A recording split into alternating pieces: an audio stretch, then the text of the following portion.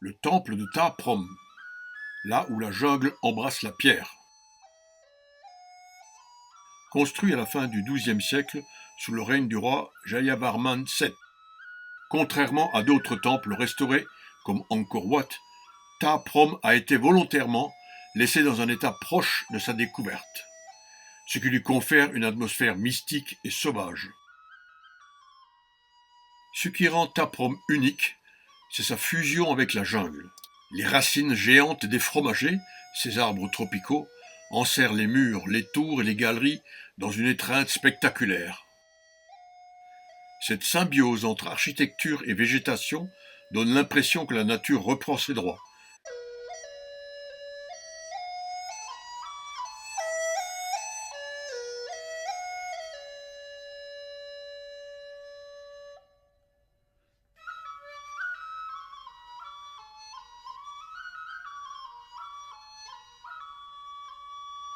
À l'origine nommé Rajavihara ou monastère royal, il était dédié à l'incarnation de la sagesse et à la représentation bouddhique de la mère du roi.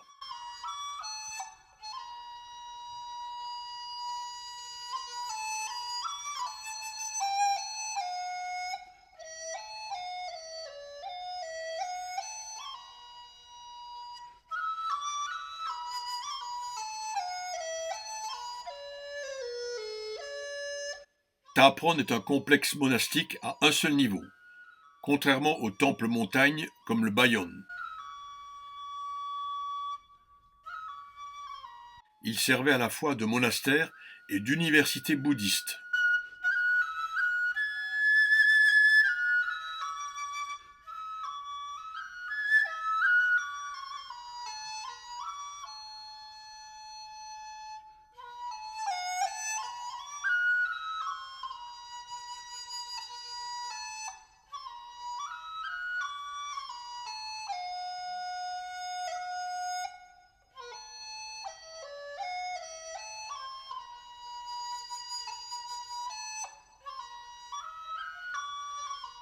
Chaque point cardinal est marqué par une porte ornée de tours à 4 visages, le symbole du Bouddha de la compassion.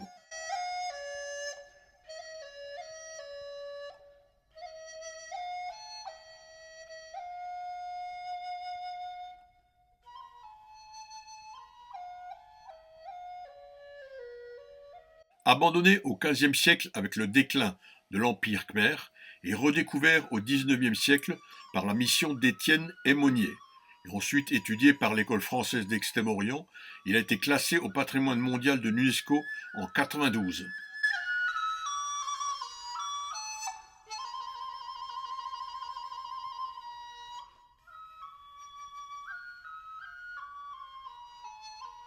Dirigeons-nous vers le temple de Bangkit-dé.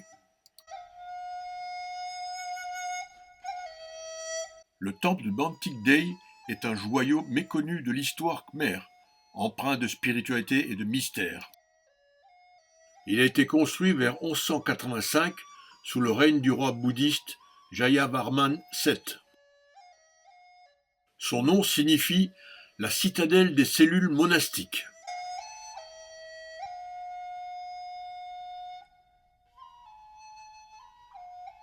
Son style est proche du temple de Ta Prohm, mais moins élaboré. On y retrouve des tours ornées de visages similaires à ceux du Bayon.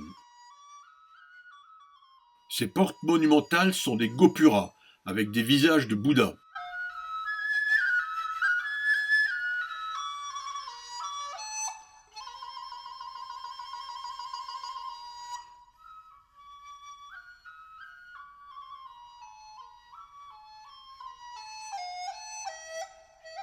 Les sculptures sont plus sobres que dans d'autres temples d'Angkor, mais on y trouve des représentations d'Aspara, les danseuses célestes, de Devatas, les divinités secondaires, et des Bouddhas.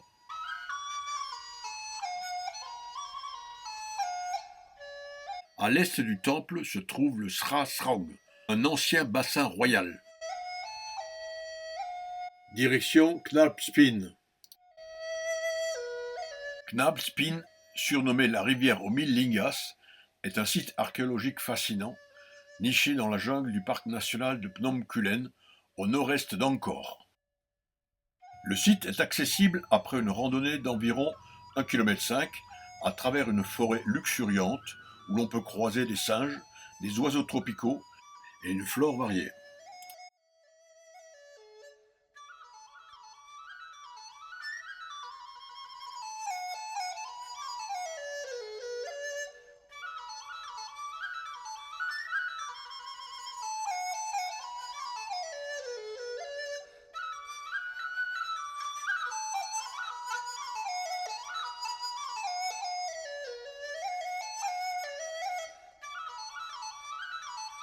Le nom de Kal Spin signifie tête de pont, en référence à une formation rocheuse naturelle qui enjambe la rivière.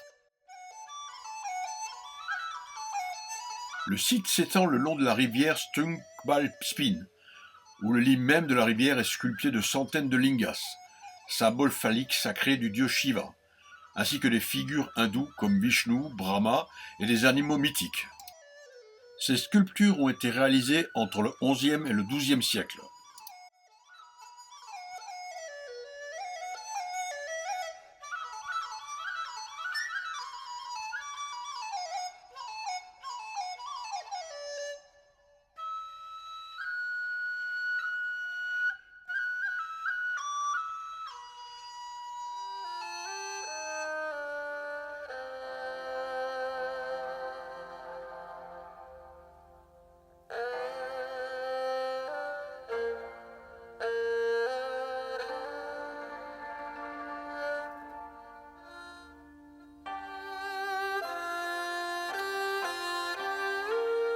Selon la légende, la rivière Siam Reap, qui traverse Angkor, serait bénie par les lingas sacrés de Knal Spin, renforçant ainsi son importance spirituelle.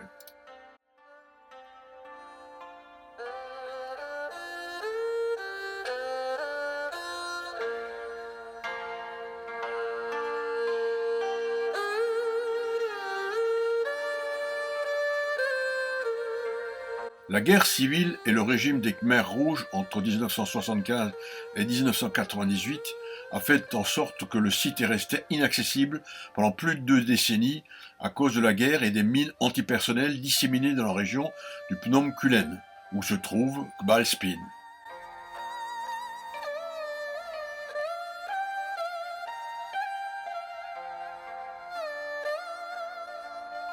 Direction le temple de Bante Sre. Le temple de Bante Sre est situé à environ 20 km au nord-est d'Angkor. Il a été construit vers 967 sous le règne du roi Jayavarman V. Il est d'une architecture exceptionnelle. Le temple est construit en grès rose, matériau rare dans l'architecture khmer, ce qui permet une finesse exceptionnelle dans les sculptures. Le nom de Bante Sre signifie la citadelle des femmes.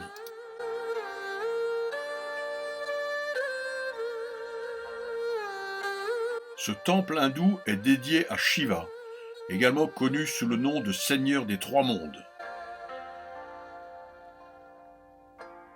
Il a été redécouvert en 1914 par des explorateurs français. L'école française d'Extrême-Orient a entrepris ensuite sa restauration dans les années 30, mettant en valeur son architecture et ses sculptures.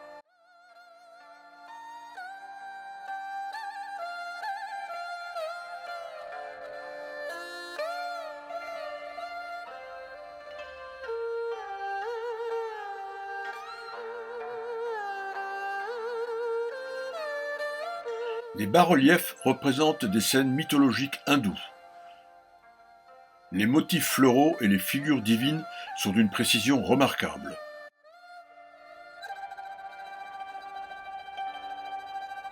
Petite anecdote, en 1923, André Malraux fut arrêté pour avoir tenté de voler des bas-reliefs du temple, ce qui contribua à sensibiliser l'opinion publique à la préservation du patrimoine.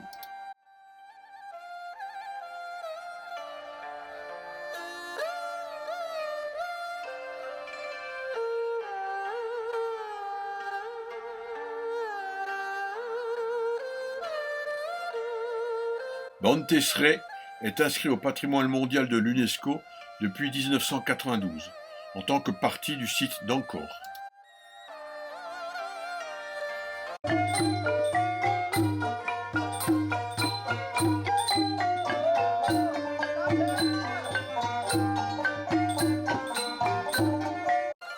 Direction le temple de Bante Samre. Le temple de Bante Samre, ou la citadelle des Samre, est un temple hindouiste.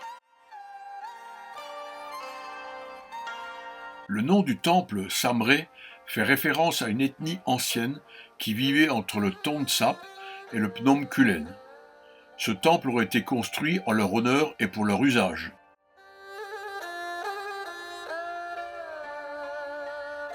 Le temple a été édifié au milieu du XIIe siècle sous le règne du roi Surya Varman II, également bâtisseur d'Angkor Wat.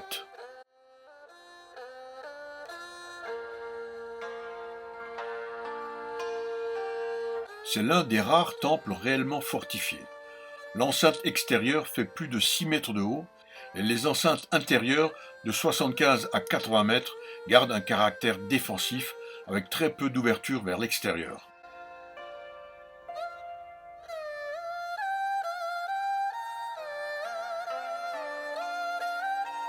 Bante Samre est un exemple typique de l'architecture khmère, avec des sculptures raffinées et une symétrie harmonieuse.